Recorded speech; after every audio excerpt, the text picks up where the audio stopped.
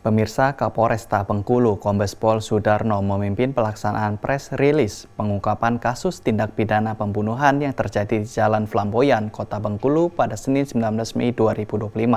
Satu orang pelaku utama pembunuhan ditetapkan sebagai tersangka.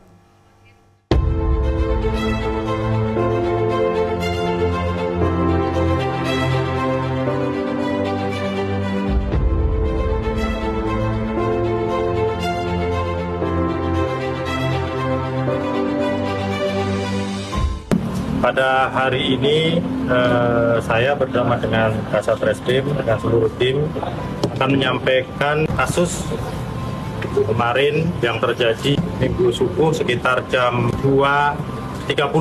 Jadi sekitar jam itu kejadian TKP-nya ini di Simpang Skip atau Jalan Flamboyan ya, Jalan Flamboyan Skip.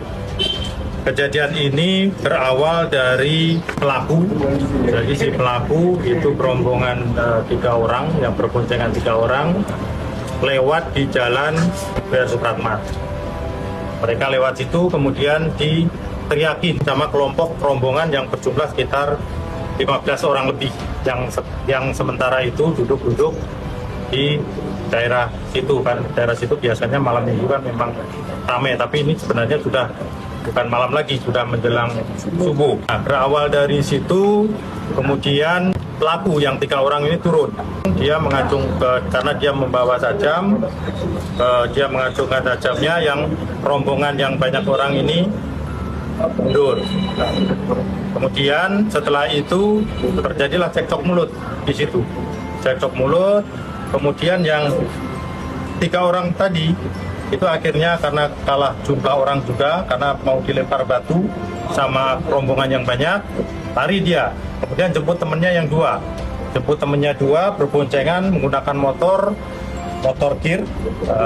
gear warna merah, itu berboncengan 5. Jadi satu motor itu 5 orang. Kemudian datangin, kemudian kelompok ini kabur, tertinggallah satu orang korban, kemudian satu orang korban ini ditinggal sama temannya karena berboncengan 3, 2 lari, 1 tertinggal, ditikam di situ. Jadi ditikam di rusuk sebelah kanan, tembus sampai ke dalam. Kemudian setelah kejadian itu korban dibawa ke rumah sakit Tiara Sela. Di rumah sakit Tiara Sela diambil tindakan, tetapi akhirnya korban meninggal dunia di Tiara Sela.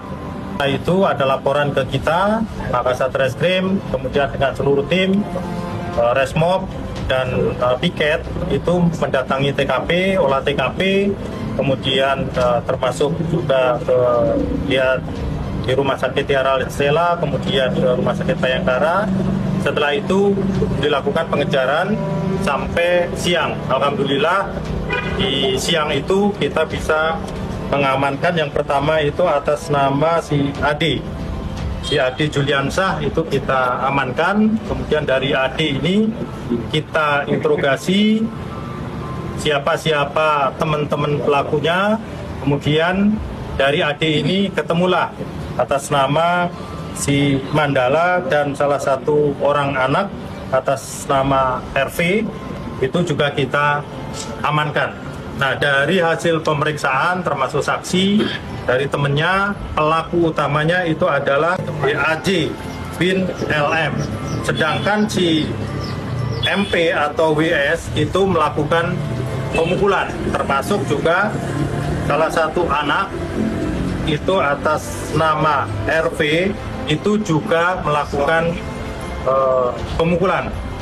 Nah, dari situ saat ini kita masih melakukan pengembangan apakah masih ada pelaku-pelaku lain atau tidak, nanti kita sambil berproses. Yang jelas pelaku utama penusukan itu sudah kita amankan dan sekarang sudah ditetapkan sebagai tersangka dan dilakukan penahanan, termasuk yang melakukan pemukulan yang 2 orang. Nah, proses kemudian pasal yang diterapkan itu karena ini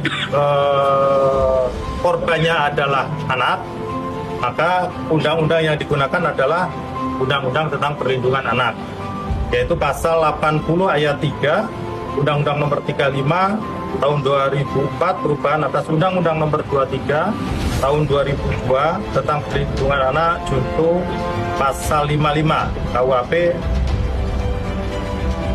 di mana tindak pidana itu menghilangkan jiwa orang lain sebagaimana dimaksud pasal 38 juga, 338 KUHP, subsidiar tindak pidana dengan secara bersama-sama melakukan kekerasan terhadap orang atau barang yang menyebabkan matinya seseorang.